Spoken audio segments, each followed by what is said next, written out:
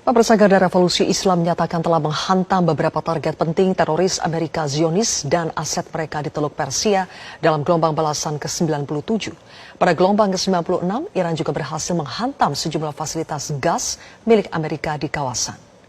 Angkatan Laut Garda Revolusi Islam melaksanakan gelombang ke-97, Operasi Janji Setia 4 dengan Sandi Suci Ya Qasim bin Al-Hassan.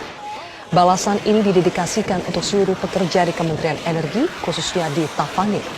Dalam operasi ini, Iran menyatakan telah menghancurkan tempat berkumpulnya komandan dan perwira teroris Amerika di sebuah lokasi penyamaran di sekitaran Pangkalan Angkatan Laut Muhammad Al-Ahmad di Kuwait. Serangan dilakukan menggunakan beberapa rudal balistik dan drone penghancur. Melanjutkan operasi ini, rudal jelajah Kadir juga menghantam kapal Zionis dengan nama dagang Qingdao Star di Jebel Ali, Uni Emirat Arab. Kawasan industri yang berafiliasi dengan tentara rezim Zionis di Beersheva juga menjadi target serangan balasan Iran atas kejahatan rezim Zionis yang haus darah.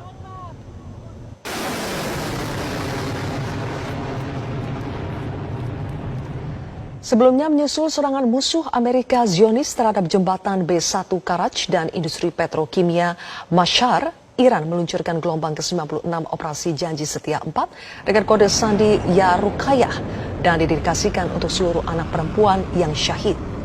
Serangan diantaranya menghantam kilang yang memasok bahan bakar untuk jet tempur Zionis pembunuh anak-anak di Haifa, serta fasilitas gas Amerika yakni Exxon, Mobil, dan Chevron yang berlokasi di Habshan, Uni Emirat Arab. Serangan rudal juga menghantam fasilitas petrokimia Amerika yang memproduksi bahan bakar untuk militer Amerika Serikat dan Zionis di Al-Ruwais, Uni Emirat Arab yang menyebabkan kebakaran luas. Serangan intensif dengan drone penyerang juga dilakukan terhadap fasilitas petrokimia Amerika di Sitra, Bahrain yang menyebabkan kebakaran luas dan kehancuran bagian-bagian penting yang berperan dalam memproduksi minyak militer Amerika. Serangan terhadap fasilitas petrokimia Amerika di Shuaibah, Kuwait juga menyebabkan kebakaran luas dan penutupan total kompleks yang bekerja sama dengan angkatan bersenjata Amerika ini.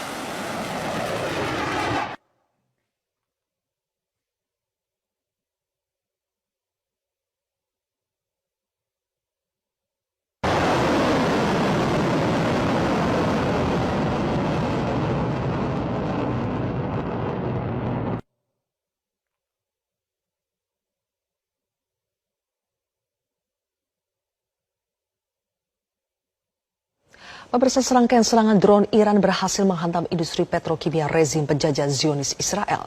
Serangan tersebut menghantam industri dekat Dimona dan markas besar tentara Amerika Serikat.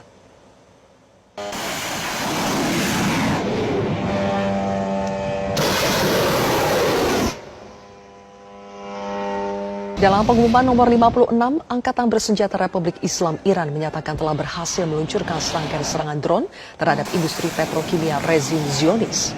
Di antara target serangan Angkatan Darat Iran adalah industri petrokimia rezim Zionis di dekat Dimona. Selain itu, Iran menyatakan markas besar tentara teroris Amerika di Bubiyan, Kuwait juga turut menjadi target serangan-serangan drone Iran.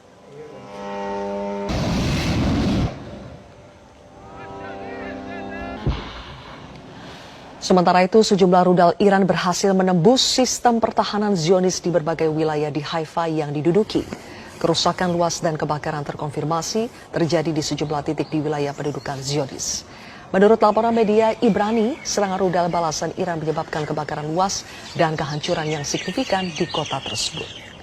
Sebelumnya, Korps Garda Revolusi Islam mengumumkan bahwa pasukannya berhasil menargetkan dan menyerang pusat komando militer Zionis, pusat logistik, dan pangkalan operasional militer Zionis di wilayah Galilea, Barat Haifa, Kaf Kana, dan Kiryat Shmona dalam operasi presisi mereka. Gelombang rudal baru Iran ini menghantam sejumlah titik termasuk kota Haifa di Palestina yang diduduki Zionis yang merupakan respons atas kejahatan rezim yang terus berlanjut hingga saat ini.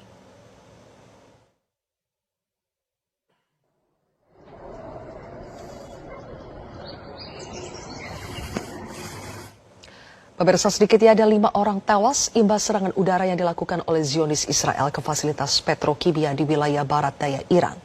Media pemerintah Iran menyatakan selain 5 orang yang tewas, ada beberapa korban lainnya yang menderita luka-luka.